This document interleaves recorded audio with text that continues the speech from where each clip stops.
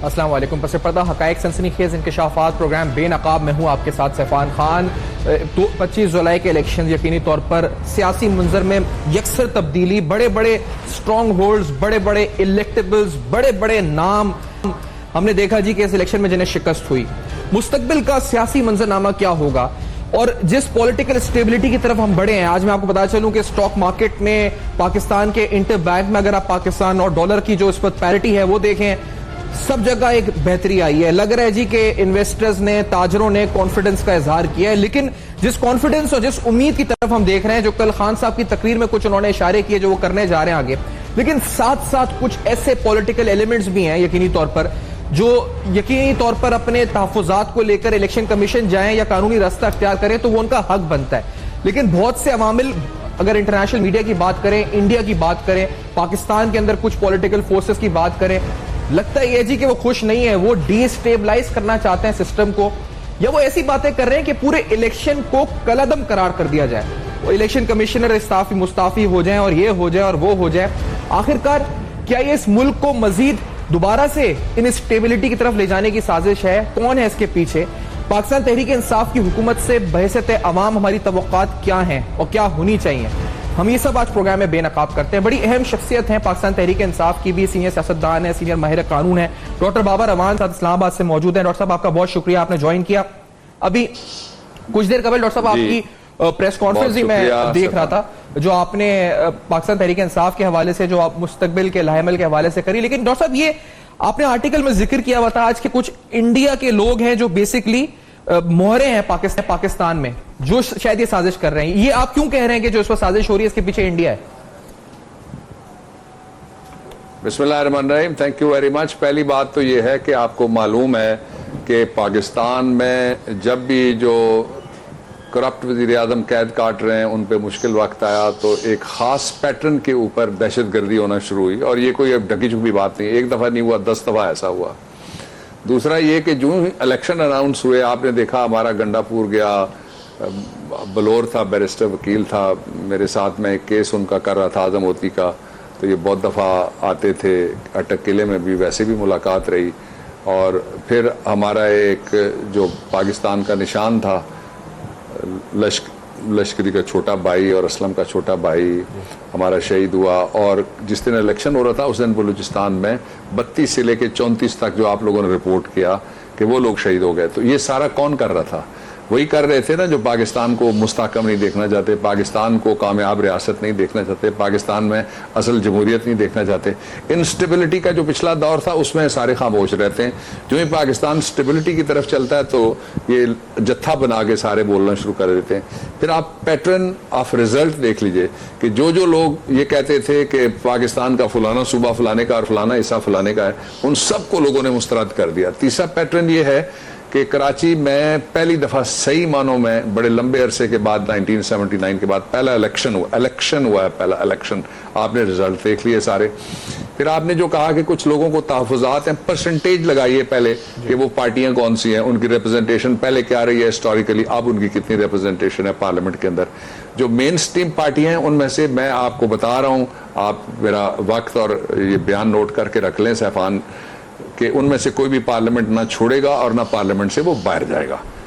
सारे बैठेंगे, सब हल्फ उठाएंगे और सारे इस निज़ाम का हिस्सा बनेंगे। सबको मालूम है इससे ज़्यादा फेयर इलेक्शन मुमकिन नहीं था जो इलेक्शन कमीशन ऑफ पाकिस्तान ने करवाया, और करवाया इस तरह से कि अदलिया का एक जो अल्टीमेट वॉच डॉग की हैसियत से जो किरदार था वो अदलिया ने अपना वो रिस्ट्रेंट के साथ इस्तेमाल किया, और पाकिस्तान की मुसल्लह अफवाज की जो ड्यूटी लगी थी आइन के मुताबिक इलेक्शन कमीशन ऑफ पाकिस्तान ने in aid to the election commission जो बुलाया आर्टिकल 220 के तहत, उसके भी नतायज आपके सामने है कि किसी जगह पे कोई बड़ा वाकया नहीं हो सका सिवाय दहशतगर्दी का वो वाकया जिसका मैंने जिक्र कर दिया है। अब आखिरी बात जो आपके सवाल को मैं कल्मिनेट करवाता हूँ यहाँ से जाके कि जनाब वो कौन से लोग हैं जो इस वक्त, जो पार्टियों के हेड भी हार गए और आम लोगों ने उनको उड़ा के रख दिया, तब्दीली ऐसी आई है। तो उनकी सीटें कितनी थी पहले? एक कोई 3 वाला था, एक कोई 2 वाला था, एक कोई 1 वाला था, वो भी हमारी वजह से अपर हाउस में।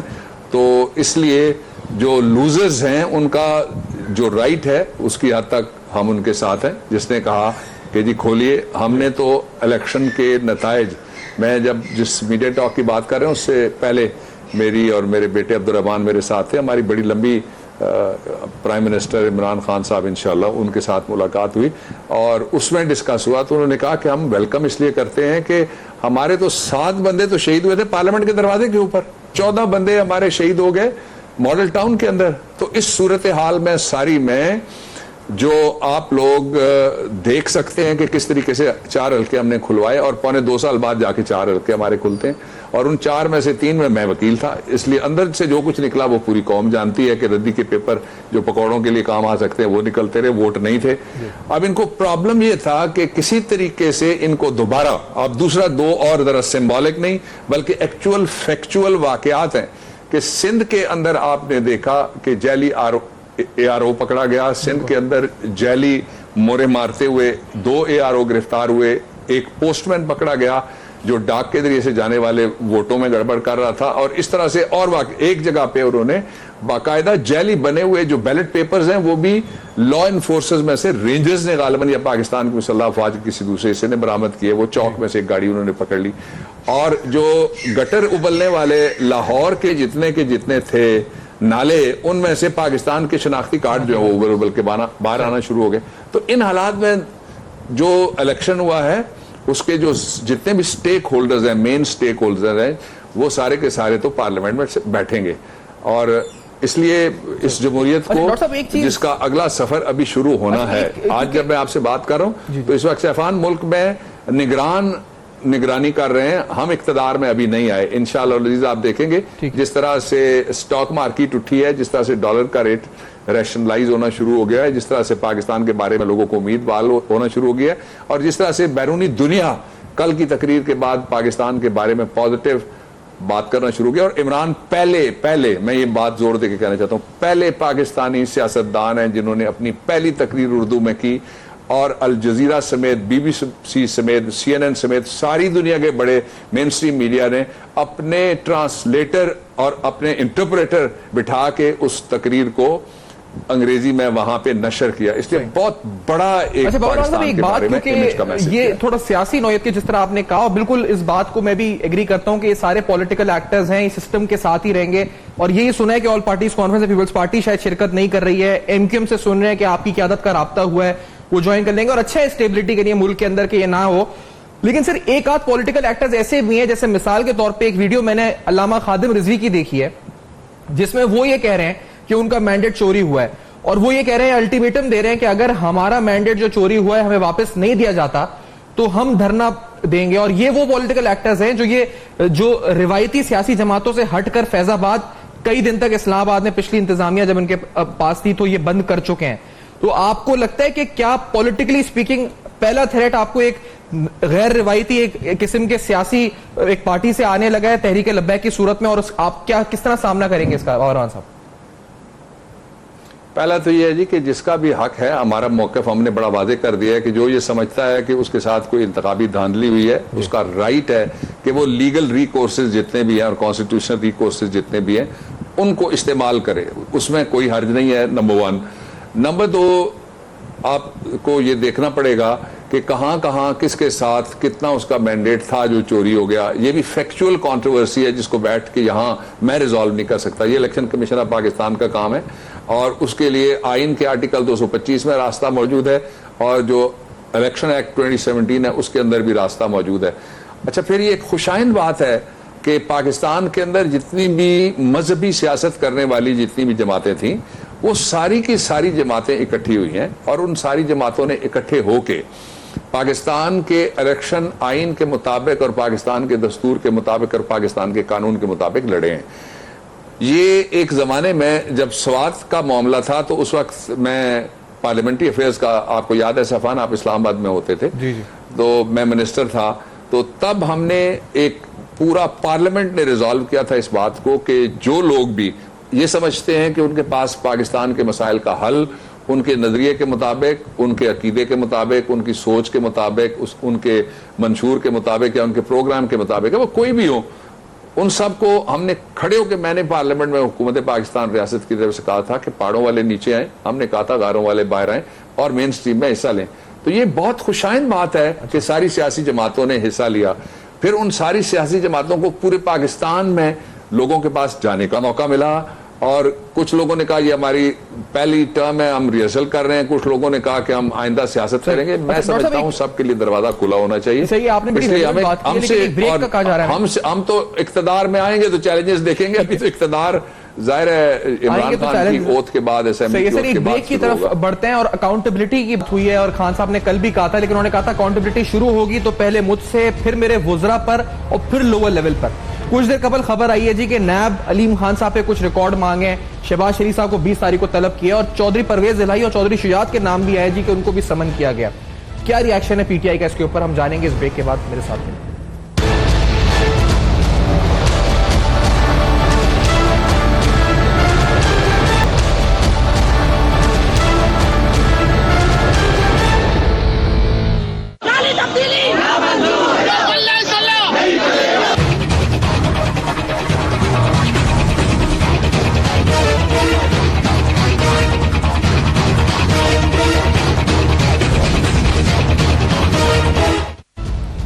Welcome back. आप देख रहे हैं बेनकाब और अहम तरीन सवालात, मुस्तकबिल का मंजरनामा, मुस्तकबिल में होने वाले इकदाम क्या होंगे। पाकिस्तान तहरीक इंसाफ के चेयरमैन की विक्ट्री स्पीच और prime minister elect Imran Khan साहब की विक्ट्री स्पीच, उसमें होने वाले ऐलान किए गए इकदाम में अकाउंटेबिलिटी। और ये वो बात है जी जो इंपॉर्टेंट बात, इससे पहले भी खान साहब का नैरेटिव जो है एंटी करप्शन के बुनियाद पर बहुत इंपॉर्टेंट बातें करते रहे। डॉक्टर बाबर साहब, एक बात ये जो खान साहब ने की थी कि पॉलिटिकल विक्टिमाइजेशन नहीं करेंगे, फिर एक बात कि अकाउंटेबिलिटी मैकेनिज्म को स्ट्रेंथन करेंगे इंस्टीट्यूशंस को, तो उससे जुड़ी है खबर, क्योंकि चौधरी शुजात, चौधरी परवेज इलाही अभी भी हमारे टिकर्स में चल रहे हैं, इनको तलब किया गया है, शहबाज शरीफ तलब हुए हैं, अलीम खान से कुछ तफसीलात तलब की गई जिनका ताल्लुक आपकी पार्टी से है।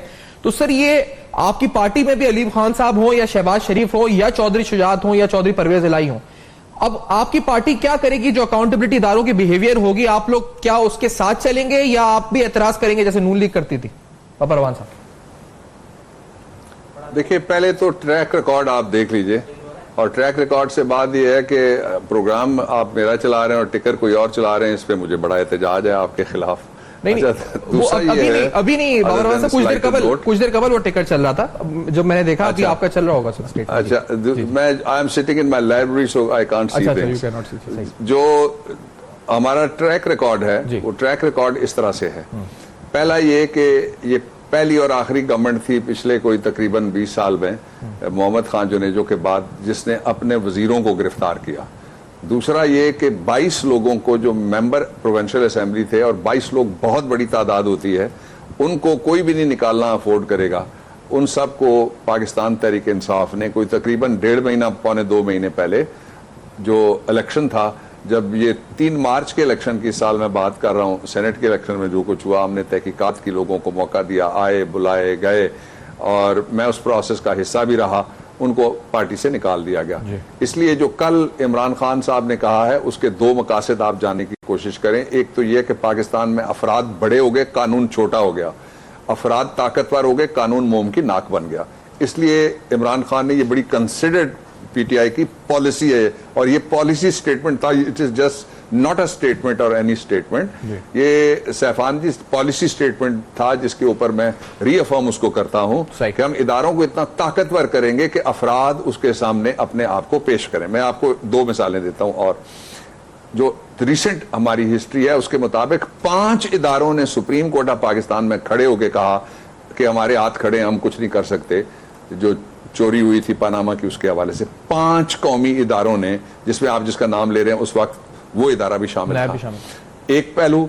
दूसरा ये है कि इस वक्त 3 लोग जेल काट रहे हैं, और उस मुकदमे में 3 लोग मफरूर हैं। कोई कानून है कि एक आदमी है वो पाकिस्तान के ऐवान बाला का रुकन बना हुआ है। 79 में सुप्रीम कोर्ट ऑफ पाकिस्तान के लार्जर बेंच की जजमेंट है कि किसी हलके को भी बगैर ओथ के खाली नहीं रखा जा सकता, इसलिए कि लोगों का ये हक है कि उनके रिप्रेजेंटेटिव्स आए पार्लियामेंट में। किस तरह से इन्होंने रखा खाली? पहले एक खातून जो बीमार है मिसेज नवाज शरीफ, उनको बाहर रखा गया और वो ओथ उठाने के लिए नहीं। अगर वो ओथ उठाने नहीं आ सकती थी, आपके तो इल्म था, कौम को नहीं मालूम था, तो क्यों आपने 1 साल खाली रखा लाहौर का एक हलका? ये नहीं कर सकते आप, ये आइन तोड़ने के मुतरादिफ है। दूसरा, वो शख्स डिस्क्वालिफिकेशन की जद में आता है जो बाहर बैठा हुआ है। सुप्रीम कोर्ट के चीफ जस्टिस ने उसको गारंटी दी ओपन कोर्ट में, उन्होंने कहा कि we will give you protective bail, you come, आप आ जाएं, आप कानून का सामना करें, आपके साथ इंसाफ होगा। ये सारी दुनिया के खिलाफ इंसाफ के नारे मारने वाले जो थे वो मुल्क से भागे हुए हैं। 2 लोग ऐसे हैं जिनके नाम के ऊपर नवाज शरीफ साहब ने कहा मेरे बेटों से पूछो ये पैसे, उनको पता है, वो एक्सप्लेन करेंगे ट्रेल और वो एक्सप्लेन करेंगे सोर्स। वो बाहर बैठे हुए हैं। नवाज शरीफ साहब पाकिस्तान में कहते हैं मैं पाकिस्तानियों के लिए वापस आया, लेकिन पाकिस्तानियों के लिए दोनों बेटे वापस बुला लेते आप और उनको कहते हैं कि कानून के सामने। इसलिए ये सारी एक्सरसाइज पाकिस्तान में जो गवर्नेंस की नाकामी की है वो इस तरह से होती है कि इदारा छोटा हो जाता है, बंदे बड़े हो जाते हैं और इदारे 5-5 इदारे हैंड्स अप करके मुल्क की आखिरी अदालत में खड़े हो जाते हैं कि हम इनके खिलाफ कुछ नहीं करते। इसको खत्म करना है सैफान और कौम को, मैं कह रहा हूं आपके जरिए से और अब तक के जरिए से, या नहीं खत्म करना तो खत्म करने के लिए कोई बाहर से 7वां बहरी बेड़ा आएगा? नहीं आएगा कभी भी। कोई और हमारी मदद के लिए आएगा बाहर से? वो नहीं आएगा। किसने फैसला करना है? आपने कर, वो फैसला हो गया है। अब इस पे अमल दरामद का वक्त है और across the board fair accountability सबकी होनी चाहिए। इससे आगे मैं एक कदम आपको लेके चलता हूं। इस वक्त पाकिस्तान की जेलें भरी हुई हैं सारी जगह पे। मुझे ये बताएं कितने कैदियों को फरमाइश पे पंखा मिलता है? आप जेल का दौरा करें, जरा जाके देखें। कराची के अंदर 3 जेलें हैं, जरा आप जाके देख लीजिएगा। कितने कैदी ऐसे हैं जिनको गद्दा मिलता है? कैदी जिसके ऊपर सोता है, कैदी मेरी बात सुन रहे होंगे, वो उसको कहते हैं खोली। खोली बनती है सीमेंट से। इस मौसम में जब 45 सेंटीग्रेड रहा पिछले दिनों में और पिछले कई महीनों से, वो सीमेंट की खोली पे सोते हैं जिसका 2 फुट से भी कम साइज होता है और नीचे उसके जूते नहीं रखे जाते, पर जूतों का सराहना बना के वो सोते हैं मिस्कीन के बच्चे। उनमें से अक्सर ऐसे हैं जिनको सुप्रीम कोर्ट ऑफ पाकिस्तान ने 20-20 साल कत्ल के मुकदमों से भी बरी कर दिया और कहा कि इनके साथ बड़ी ज्यादती हुई है, but no reparation can be done. उनका जो नुकसान हो गया, उनकी जो जवानियां मारी गई, उनका कोई, इसलिए हमने पाकिस्तान को एक ऐसी रियासत में तश्कील करना है दोबारा और एक ऐसी रियासत में तरतीब देनी है दोबारा और एक ऐसी रियासत में बदलना है सबने मिलकर दोबारा, जिसमें इदारे बड़े हों। मिसाल के तौर पे एक आदमी है, वो निकाला जाता है, वो कहता है मुझे बाबरा साहब एक छोटी सी खलाई मखलूक ने निकाल दिया। वो कहता है जी मेरे खिलाफ बड़ी साजिश हो गई। भाई अदालत का फैसला, ये अदालत के फैसले से अब जब आप बाल हुए थे उस वक्त बड़ा अच्छा हो गया। अदालती और कानूनी मामला बाबर अवान साहब आप बड़ा बेहतर समझते भी हैं और बिलखुसूस क्योंकि आपने ये बात जो करी है, आपने कहा कि पर्सनालिटीज नहीं बल्कि इंस्टीट्यूशंस जो है उनकी अहमियत होगी, वो बात ठीक है। लेकिन सर ये एक जो चीज हमने देखी है वो ये देखी है जी, क्योंकि नाकिस सिविल एडमिनिस्ट्रेशन की वजह से, उनकी नाअहलियत की वजह से एक वैक्यूम क्रिएट हुआ था और फिर बहुत से फैसले जिसके अंदर, जैसे हम कराची में मौजूद हैं, यहां वाटर कमीशन सुप्रीम कोर्ट ने तश्कील दिया पानी के मसले को हल करने के लिए, सैनिटेशन के प्रॉब्लम्स को हल करने, क्योंकि यहां की गवर्नमेंट इनइफेक्टिव थी। तो उस सूरत में उस वैक्यूम को जुडिशरी ने फिल कर दिया। आप अदालत के मामलात और एग्जीक्यूटिव के मामलात को बेहतर समझते हैं, ये रिलेशनशिप पीटीआई का कैसा होगा और किस तरह का होना चाहिए? क्योंकि अदालत बहुत आगे तक बहुत मामलात में आ चुकी है, वो क्या पीछे जाएगी या क्या होगा? आप किस तरह दोबारा उस क्लेम करेंगे उस स्पेस को? क्या स्ट्रैटेजी होगी सिस्टम में? डॉक्टर साहब नहीं, मैं नहीं समझता कि अदालत ने कोई स्पेस एग्जीक्यूटिव की वो मारी है। मैं बड़ी फ्रैंकली बात करना चाहता हूं। अच्छा। लोगों का ये ख्याल है और लोगों के सियासी एंगल हैं जो कहते रहते हैं। मेरी तो जिंदगी चौथा अशरा है सुप्रीम कोर्ट ऑफ पाकिस्तान में और अदालतों में गुजर रही है, इसलिए मैं समझता हूं कि वो जो फंडामेंटल राइट्स हैं पाकिस्तान के लोगों के, मसलन राइट टू लाइफ है, वो किसने करना है सिक्योर? अगर सिविल एडमिनिस्ट्रेशन किसी को राइट टू लाइफ देने के लिए तैयार नहीं है, कल वो कहें हम फलाने को खंबे से लटकाएंगे, फलाने का पेट हम फाड़ेंगे, फलाने को हम लाहौर में घसीटेंगे, तो किसने डिग्निटी ऑफ मैन या रूल ऑफ लॉ मेंटेन करना है? अदालत ने। और उनमें से एक अदालत पाकिस्तान में ऐसी है जिसको 2 इख्तियारात वो हैं जो दुनिया की कम अदालतों को मिले हुए हैं, वो आइन ने दिए हैं। पहला ये कि वो अपने फैसले को रिव्यू कर सकते हैं, यानी उसको नजर सानी, दूसरी नजर उस पर डाल सकते हैं। अगर कोई गलती apparent on the face of record या लीगल लैकोना बताया जाए तो वो फैसला बदल जाता है। एक दूसरा फैसला, जावेद आशफी का केस था, उसकी बेल रिजेक्ट हो गई, लेकिन रिव्यू में बेल ग्राउंड उन्होंने दोबारा कंसिडर की और आपको याद होगा जब पिछले दौर में पकड़े गए जावेद, रिपोर्टेड केस है जो मैं आपको बता रहा हूं। अच्छा, अगला जरा चलिए। दूसरा ये है आइन का आर्टिकल 187। सर इस सवाल का जवाब, अल्टीमेट आर्बिटर हैं वो, जो कंप्लीट जस्टिस के लिए कोई फैसला भी कर सकते हैं। अब आपने कहा था जी, एक ब्रेक के बाद सर इस बात को कंटिन्यू यहाँ से करते हैं क्योंकि सवाल बड़ा अहम तो ये अहम है, क्योंकि आप ये कह रहे हैं कि आपके नजदीक जो है स्पेस नहीं ऑक्यूपाई किया है, और इसके साथ साथ दीगर हवालों से बात जरूर करते हैं कि मुस्तकबिल में काबीना की तश्कील, गवर्नमेंट की तश्कील, कौन से नाम जेर गौर है? बाबर अवान साहब पाकिस्तान तहरीक इंसाफ की क्योंकि आला क़यादत में है, तो क्या मीटिंग्स में डिस्कस हो रहा है? कौन फैसला और किस तरह के फैसले होने वाले हैं? कौन से नाम सामने आ सकते हैं? करेंगे बेनकाब इस ब्रेक के बाद।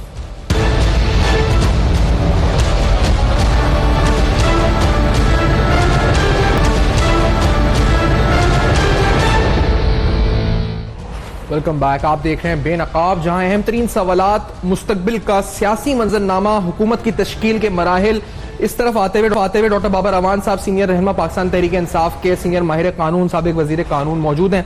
बाबर अवान साहब, आप जुडिशरी और एग्जीक्यूटिव की बात कर रहे थे, अगर आप उस बात को कंटिन्यू करने के बाद उन फैसले, या कम से कम ये जी कि किस तरह से किन प्रिंसिपल्स को सामने रख के वो फैसले हो रहे हैं, जिसमें कोalition भी शामिल है, मिनिस्टर्स की जो नाम है वो भी शामिल है, वो क्या अवामिल है, क्या प्रिंसिपल्स जिनकी बुनियाद पे बनी गला में फैसले हो रहे हैं? बाबर अवान साहब जी, सबसे पहले तो मैं जो हमारे इंसाफियंस हैं उनको मैं मुबारकबाद देना चाहता हूं कि NA-13 मानसेरा के जो आज़ाद जीते हुए MNA हैं साले मोहम्मद खान साहब, वो तहरीक इंसाफ में शामिल हुए हैं। अच्छा। और वो आज़ाद तौर पे मुंतखब हुए थे। बाकी भी पूरे पाकिस्तान में जो आज़ाद उम्मीदवार हैं उनकी चॉइस यकीनन पाकिस्तान में तब्दीली होगी, रूल ऑफ लॉ होगा, लोगों की ज़िंदगी में बेहतरी होगी, और वो इस बड़े काफिले का बनना चाहेंगे हिस्सा, जिसको पाकिस्तान तहरीक इंसाफ लीड कर रही है पाकिस्तान में नया निज़ाम और नए हालात पैदा करने के लिए। दूसरा ये कि आपने ये कहा कि जो रिलेशनशिप होगा जुडिशरी का और एग्जीक्यूटिव का, उस पर मैं ज़रूर 2 मिनट बात करना चाहूँगा, या मुख्तसर में बात करना चाहूँगा। पहला तो मैंने हिस्सा कह दिया, उसको मैं दोहराता नहीं हूँ। दूसरा उसका हिस्सा बहुत इंपॉर्टेंट है, और वो ये है कि जब एग्जीक्यूटिव कुछ भी नहीं करेगी तो जुडिशरी को फिर अपने इख्तियारात अंडर आर्टिकल 184(3), जिसकी तहरीक इंसाफ ने हमेशा हिमायत की है, और मैं उसका हर दौर में उसका मैं काफिला सालार रहा हूँ वकीलों में से, जिनकी सबसे बड़ी आवाज़ पार्लियामेंट में मैं उठाता रहा हूँ कि हम उसकी हिमायत करते हैं। और वो होता क्या है? होता ये है कि एग्जीक्यूटिव अपना काम छोड़ देती है, और एग्जीक्यूटिव अगर मेल गवर्नेंस एक बात है, नॉन गवर्नेंस दूसरी बात है। आपने बहुत इंपॉर्टेंट बात की थी कि इदारों की कैपेसिटी पे सवाल उठते हैं और इदारे काम करना छोड़ देते हैं। अब देखिए ना, अगर गटर बंद हुआ कराची का, तो साथ फिर उस दिन चीफ मिनिस्टर हाउस बंद रहना चाहिए था ना। उस दिन तो फिर वजीरों के सेक्रेटेरिएट या दफातर को भी ताले लगने चाहिए थे कि गटर बांधा मोहल्ले का। लेकिन लोग प्रायोरिटी पे, मैंने रैंडम एक शहर का नाम ले लिया, बाकी जहां भी होता है वो वहां भी यही सूरत हाल अप्लाई करेगी कि जब आपका सारे का सारा जोर इस बात पे हो कि जो इलेक्शन का खर्चा है वो निकालना है, और 2 नस्लों के लिए नहीं 200 नस्लों के लिए छोड़ के आप मरना चाहते हैं, तो फिर आपके स्टैंडर्ड्स मुख्तलिफ हो जाएंगे। और अगर ऐसा नहीं है तो आप गवर्नेंस को ठीक करेंगे। जब हम ये कहते हैं कि गवर्नेंस ठीक होगी तो उसके 3 निशान, पहला ये है, आज भी जब गुफ्तगू हुई तो उसमें बड़ी दर्दमंदी से इमरान खान ये कह रहे थे कि मैं एक ऐसा इफेक्टिव बनाना चाहता हूं मॉनिटरिंग का सिस्टम कि हर हाल में, उन्होंने तो खुद तज दिया, उन्होंने कह दिया, कौन छोड़ता है ताजे शाही, कौन छोड़ता है ये शाही महल, वो जो सबसे ऊपर बना हुआ है, और मैंने अंदर से बेशुमार दफा देखा है, आपने भी देखा होगा। इसलिए उन्होंने छोड़ के कहा कि मिनिस्टर्स कॉलोनी के घर में रहें, वहां पे जाके वो सादगी करेंगे। फिर सारी पूरी पाकिस्तानी कौम को एक मैसेज जाता है, अरबी में कहते हैं अन्नास अला दीन मुलूकहिम, जो उलुल अम्र होते हैं, जो साहिब इख्तिदार होते हैं, जो इख्तियार के संघासन पे बैठते हैं, उन लोगों की तरफ लोग देख के अपना किबला दुरुस्त करते हैं। फिर जो इदारे खास तौर पे, जो मिसाल के तौर पर बलूचिस्तान है, आप बलूचिस्तान की आबादी 1 करोड़ के नजदीक है, या 1 करोड़ है, और जो पैसे उनको मिलते हैं इंटरनल रेवेन्यू, इनलैंड रेवेन्यू जो वहां का है, जो पैसे उनको मिलते हैं सैंडक से, जो पैसे उनको मिलते हैं 2 बंदरगाहों से, जो पैसे उनको मिलते हैं नेशनल फाइनेंस कमीशन, उसका अगर आधा भी आम आदमी के ऊपर खर्च होना शुरू हो जाए तो वो करोड़ों रुपए एक आदमी के हाथ आ सकते हैं। 1 करोड़ तो टोटल आबादी है। सही। लेकिन इसी तरीके से आजाद कश्मीर की गवर्नमेंट में भी यही प्रॉब्लम है, और फाटा में भी रही है, लेकिन अब अल्लाह की मेहरबानी से हम गवर्नमेंट बनाने के बाद फाटा को प्रायोरिटी के ऊपर, फाटा में हम इलेक्शन करेंगे इंशाल्लाह। ठीक है बाबा साहब, अब ये बात कि आप क्योंकि रहे इन इजलासों के अंदर, तो क्या वो, मैं ये तो नहीं चले नाम तो अभी हम आप डिस्क्लोज करना चाहें तो सही, लेकिन नहीं, लेकिन कम से कम वो अवामिल क्या है, क्या जाती पसंद नापसंद, या इलेक्टेबल हो कोई स्ट्रांग, उसको वजारत मिलेगी, या फिर कॉम्पिटेंस बुनियाद है, क्या प्रोफेशनलिज्म बुनियाद है, किस बुनियाद पे वजारतों के फैसले, हुकूमतों के फैसले, वज़रा आला के फैसले, गवर्नर्स के फैसले करने जा रहे हैं खान साहब बनी गाला में? क्या हो रहा है इजलासों में? अंदर की बात, 3 क्राइटेरिया अंदर की बात है। 3 क्राइटेरिया आज जो बात हुई है मैं कौम के सामने रखना चाहता हूं। पहला है मेरिटोक्रेसी, मेरिट नंबर 1। दूसरा, जिनको काम आता है और जो डूअर्स हैं और जो डिलीवर कर सकते हैं। चॉइस ज़ाहिर है किसकी होगी, जो प्राइम मिनिस्टर है, उसकी कैबिनेट, आइन में लिखा हुआ वजीर आजम और उसकी काबीना, आइन के आर्टिकल 90 में लिखा हुआ है, 91 में लिखा हुआ है, इसलिए चॉइस तो वजीर आजम की होगी, इमरान खान साहब की होगी। दूसरा ये है, और तीसरा ये है कि सवाल ही पैदा नहीं होता कि कोई लॉबिंग के ऊपर, और सवाल ही पैदा नहीं